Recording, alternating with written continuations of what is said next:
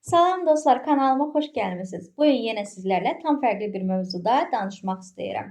Mövzum əsasən bu dəfə uşaq psixologiyasıdır. Uşaqlara nəyi demək olmaz.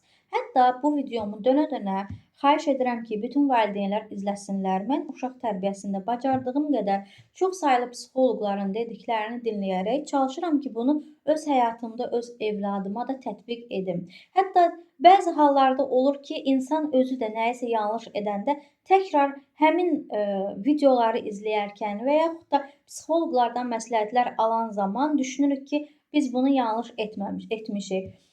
Belə deyək, biz gündəlik uşağımızla ünsiyyət qurduğumuz zaman bəzən xoş sözlər, bəzən neqativ kəlmələr, bəzən deyirik, gülürük, ağladığımız, hətta çox şənləndiyimiz, birlikdə oynadığımız zamanlar mövcud olur.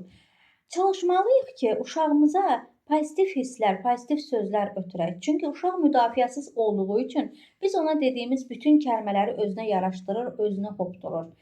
Neqativ sözlər seçdikdə, işlətdikdə bu onlarda yetərsizlik duyğusu yarada bilər. Daha sonra natamamlıq, dəyərsizlik hissləri yarada bilər. Həmçinin günahkarlıq hissi də uşaqlarda yarada bilər. Məsələn, belə bir cümlə demək heç də doğru olmaz. Bacarıqsızsan. Bunu biz uşağa dediyimiz zaman o özündə yetərsizlik hissi, yəni natamamlıq hissi hiss eləyir və həqiqətən də bacarıqsız olduğunu düşünür. Ən pis hisslərdən biridir.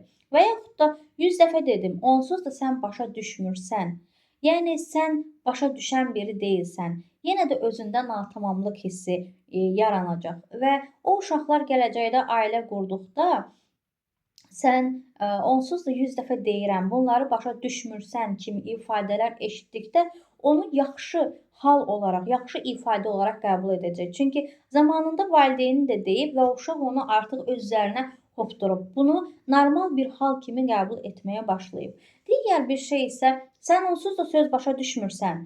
Məsələn, bu kəlmədə isə həm dəyərsizlik, həm natamamlıq, həm də günahkarlıq hissləri özünü göstərir. Yəni uşaq artıq söz başa düşmədiyi üçün özünü günahkar, istənməyən biri olaraq və yaxud da heç bir şey əlindən gəlmir kimi natamam olaraq düşünür, hiss edir. Dediyimiz, bəzən işlətdiyimiz sözlərdən biri də ki, bax, mən sənə demişdim ki, belə olacaq. Bax, gördün, belə oldu. Gördün ifadəsi ki, var, məsələn, uşaq yıxılır. Mənim də başıma gəlir. Məsələn, dünən evladım masanın altındaydı. Qızıma dedim ki, oradan qalxanda başın masaya dəyəcək. Həqiqətən də elə oldu. Yəni ora girmə. Başın dəyə bilər.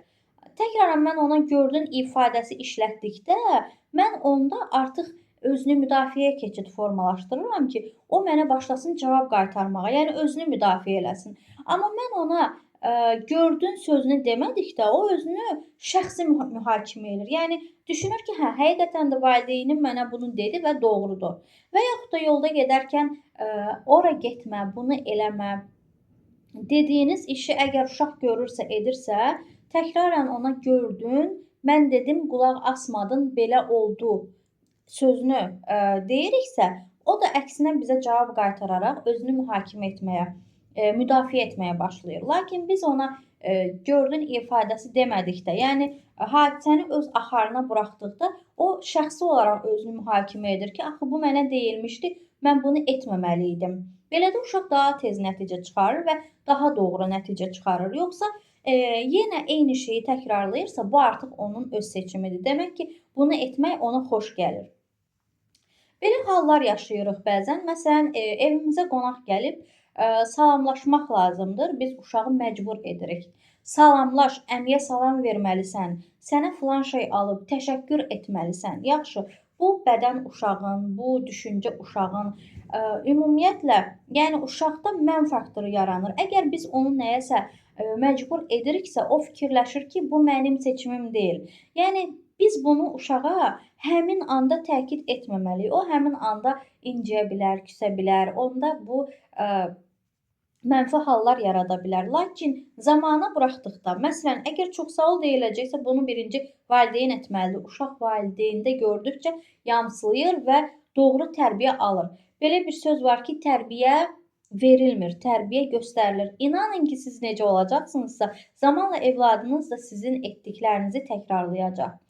Bəzən dediyimiz sözlərdən biri də, üzr istəyirəm, kobud ifadə olunsa da, bəsdir, ulama, ağlayan uşağa deyirlər, çox kobud səslənir.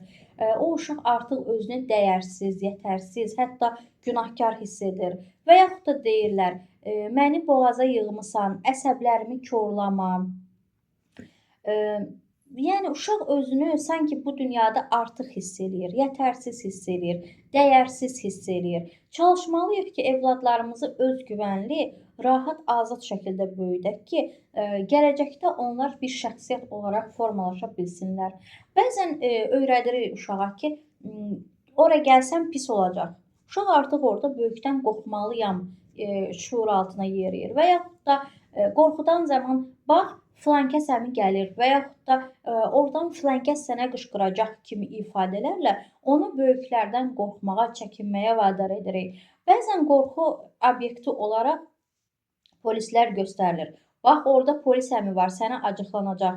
Amma düşünmürük ki, uşaq bir çətinliyə düşdüyü zaman yardım ala biləcəyi ilk insanlardan biri polislərdir. Yəni, yaxınlaşıb əgər itibsə, əgər kimdənsə yanlış bir münasibət görübsə və yaxud da özünü diskomfort hiss eləyirsə, onun yaxınlaşıb ilk yardım ala biləcəyi şəxs məsələ polislərdir. Əgər valideyn və yaxud da digər hər kimsə uşağı polis əmi ordadır, səni ona deyərəm cəzalandırar kimi ifadələrlə uşağa yaxınlaşsaq, o çətin vaxtlarında belə polisə yaxınlaşmağa qorxacaq.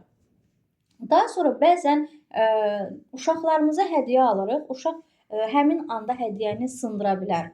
Biz uşağı danlayırıq, bəzi valideynlər hətta döyürlər. Bu tamamilə yanlış bir şeydir. Aldığımız əşya uşağın özünündür.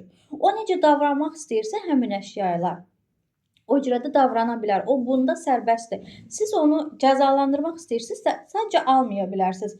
Almayacam ifadəsini işlətmək olmaz. Çünki onun verdiyi dəyərdir. O necə oynamaq istəyirsə, elə də oynayır. Əgər sındırırsa, təkrar almayın. Buna birlikdə üzülə bilərsiniz. Birlikdə hətta uşaq ağlaya bilər, sakitləşdirə bilərsiniz. Amma daha sənə bunu almayacam deyə cəzalandırmaq heç də düzgün yol deyil. Və yaxud da uşaqla danışan zaman istifadə edirik ki, sən bunu eləməsən, sənə filan hədiyyə alacam. Sən bunu eləməsən, filan yerə gedəcəyik. Sən bunu eləməsən və daha nələrsə uşaqla şərt kəsirik. Uşaqla şərtləşmək bizim ünsiyyətimizi zədələyir.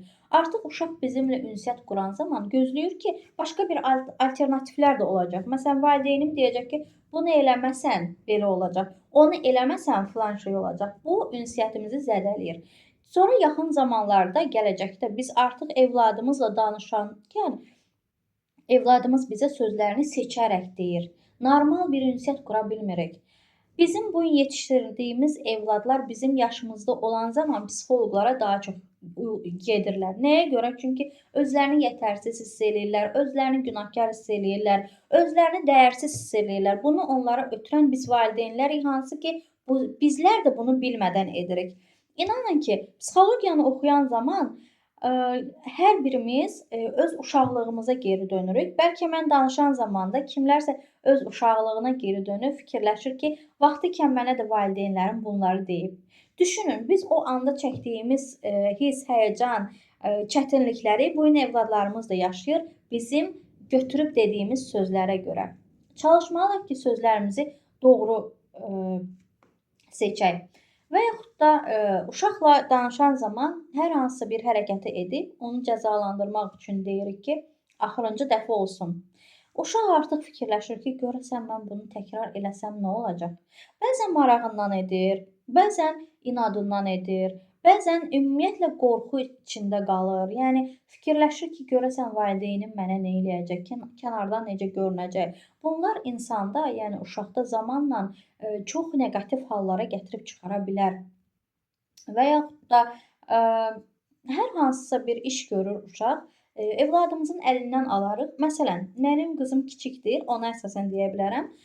Yemək hazırlayıram, yumurta qırmaq istəyir. Əlindən alım ki, ver, sən bilməzsən, sən bacarmazsan. Və yaxud da şəkil rəngləyir. Kiçik uşaq olduğu üçün adətən kiçik motorikalarla fikrimi izah etməyə çalışıram. Ver, sən bacarmazsan, mən edim. Və yaxud da geyinmək istəyir, sən bacarmazsan, gəl sənin üçün mən edim. Xeyr, əslində elə olmaz. Uşağa bunu başa salmaq üçün sənə kömək edə bilərəm. İstəyirsən sənə kömək edim. Yəni təklif etmək lazımdır. Amma onun yerinə siz özünüz nəyisə etdikdə o artıq özünü gələcəkdə də öhdəliklərdən azad hiss edir. Yəni heç bir öhdəliyi olmur. Düşünür ki, mənə valideyn yol göstərməlidir. Bunu mənim üçün kimsə etməlidir. Özünün şəxsi bir öhdəliyi olmur. Bu bizim mənfi hallarımızdan biridir. Gördün, demişdim, etdin, alınmadı. Təəssüf ki, bunu çoxumuz edirik, amma bu çox yanlış bir haldır. Və yaxud da sənə bu sözü 100 dəfə deyirəm, onsuz da başa düşmürsən. Bu ifadələr də uşaqda özünü yetərsiz, günahkar, natamam, dəyərsiz hiss elətdirən sözlərdir. Bəzən də uşaqlarımızla belə bir hadisə yaşayırıq. Məsələn, evladımız gəlir bizə nəyisə deyir, biz gözləyirik ki, uşaq orada haqsız çıxsın və qarşısına biz də əlavə edirik ki, bəs axı sən belə demişdin, niyə belə elədin? Olmaz. Bu hallar uşaqlarda günahkarlıq duyğusu yaradır və artıq onlar danışan zaman seçirlər sözlərini, nitqlərini, cümlələrini. Bu da valideynlə uşaq arasındakı münasibətə böyük zədə vurur. Çalışmalıyıq elə sözlər seçək ki, uşaqlarımız bizimlə danışan zaman özlərini rahat hiss eləsinlər. Və yaxud da bəzən deyirik, bezdirdin məni, sənsiz mən belə rahat idim falan. Orada da uşaq özünü dəyərsiz hiss eləyir, artıq hiss eləyir. Bütün bunlar uşaqların gələcək həyatına yansıyır.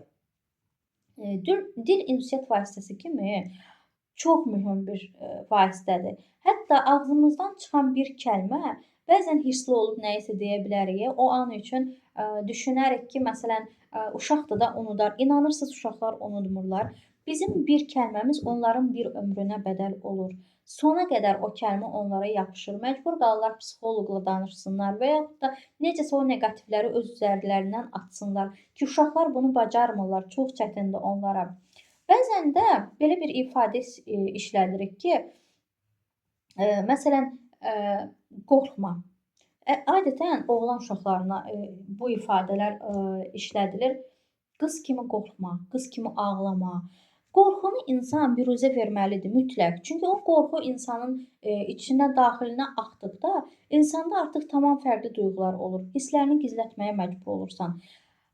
Belə deyək, məsələn, bir qəzaya düşürük və yaxud da bir binanın qurtaracağında düşə bilərik, məsələn, və yaxud da yol keçərkən və yaxud da yırtıcı bir heyvan gördükdə, yəni bunlar adi hallardır da, hər bir insanın başına gələ bilər əslində.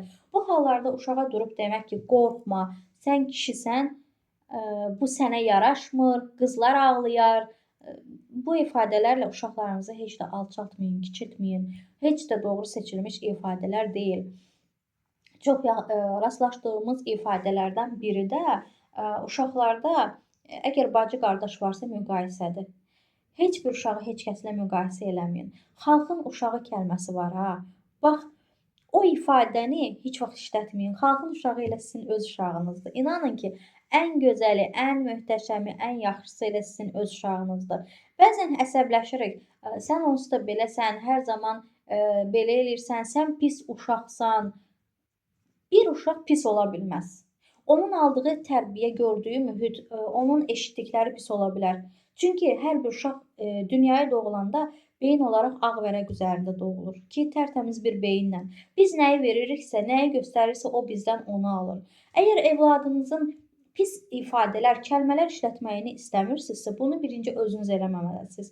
Məsələn, olur ki, bəzən valideynlər deyir ki, ay uşaq filan söz dedi, mən ona görə utandım filan kəsin yanında. O uşaq, əgər sən onu o sözü deməmisənsə, valideyn olaraq və yaxud da uşağın olduğu bir cəmiyyət, hansı ki, rahat bir cəmiyyətdə, onun yanında o söz ifadə olunmayıbsa, uşaq onu eşitmədən necə deyə bilər? Uşaqlarımızı tərbiyə edən zaman onun düşdüyü mühiti araşdırmalıyıq. Biz getdiyimiz yolları uşaqlarımız da tədricən zamanla gedir. Ona görə də nəyi tökürüksə onlar da yığırlar. Biz sözlərimizə nəzarət etməliyik ki, uşaqlarımız da davranışlarına, hərəkətlərinə nəzarət etsinlər. Elə uşaq tərbiyə etməliyik, elə böyütməliyik ki, zamanında onlar bizim sözümüzə baxmadıqda deməyək ki, vay vay, nə pis tərbiyə alıb. Çünki tərbiyəni verən bizik. Tərbiyə verilmir, tərbiyə göstərilir. Valideyn necədirsə, uşağın əhatəsi, ətrafı necədirsə, zaman həmin o uşağı yoğurur, bir şəxsiyyət olaraq sizin verdiyiniz tərbiyə ilə, gördüyü mühitdəki aura ilə, atmosferlə böyüyür, bir şəxsiyyət olaraq formalaşır. Bəzən cəmiyyət onu qınayır, qəbul etmir, bəzən isə o qədər mükəmməl insan olur ki, hər kəs onu örnək görür, ideal olur. Evladınız kiməsə görə böyütməyin, kiməsə görə ideal yetişdirməyin. İmkan verin, uşağınız özü öz seçimlərini etsin. Bugün bir don geyinəcəksə, onu kiməsə görə yox, özünə görə, öz istəyi üzərində həmin o donu geyinsin, özünə yaraşdırsın. Özünüzə yaxşı baxın. Düşünürəm ki, axtardığım, araşdırdığım bu mövzular sizlər üçün də faydalı olacaq. Uşaqların əllərindən, yanaqlarından öpürəm.